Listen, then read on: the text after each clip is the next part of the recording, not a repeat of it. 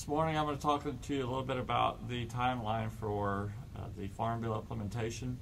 Obviously, with such a large task at hand, FSA, RMA, all areas of USDA are going to be working on this over the next year or more. But frankly, from a producer standpoint, I've been getting a lot of questions about when are we going to have to make certain decisions and you know, how fast are things going to move. Today I'm going to highlight a few of the major things that we've picked up over time. Some of these have been from announcements from the Secretary of Agriculture. Others have been information we've picked up from contacts in Washington and other places. It looks like this summer FSA is going to send out to producers the history of their farm acreages by farm number, so they'll have that information that would be useful for the base reallocation decision. Producers are also advised to start thinking about gathering yield information for those farms. There is some information out there that there might be an opportunity to make the base reallocation and yield update decision this summer. While that might happen, producers are encouraged to think through this process. Base reallocation is a situation where you can move your basis from previous old farm bases to more or less what you've been planning over the last 4 years or so.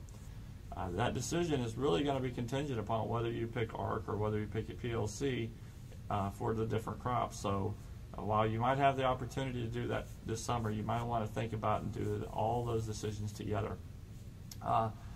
Also, RMA is going to be publishing maps that would indicate which states by major program crop which counties are going to have the data available, so that for the 2015 crop, producers will know whether their crop is eligible for SCO and or stacks for cotton in the coming year.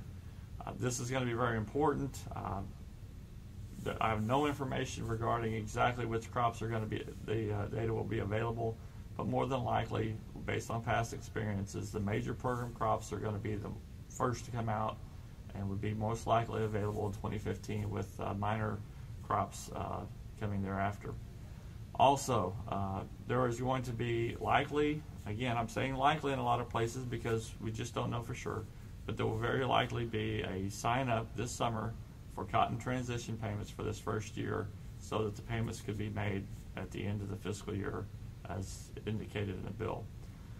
There are also we know that in the September timeframe is when the dairy provisions with the new dairy margin protection program are supposed to be implemented. According to the Secretary of Agriculture, recently he said that program is going to come off as scheduled. So sometime before September, you would think that there would be some sign-up decisions to be made there as well. This fall, I believe at May 22nd, I believe that they are going to announce the educational, there's money set aside for nationwide education. They're going to announce how that money is going to move out to state extension services, I believe.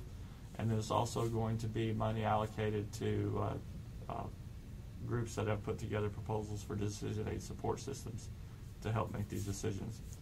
And so that announcement is going to come to May 22nd. From that point until basically the end of the year, there's going to be a massive education effort, both by Extension and USDA, to get everyone up to speed on what the choices are and how we need to go about signing up. The biggest question we have to date is this farm bill for the 2014 crop. You will likely, those of you that are row crop producers will likely have already harvested your crop for this year before you'll make the sign-up decision on what program you're actually going to be in for the remainder of this farm bill. The sign-up is likely to be towards the end of the year, could even spill into January of next year, and that sign-up process will last for several months. Again, all of these are based on, all this information is based off of resources from Washington and reading press releases from the USDA. This is subject to change, but again, producers have been asking so many questions about when things are going to happen. They have to be patient and realize that this bill is very comprehensive. There's a lot of details to it that are going to have to be worked through.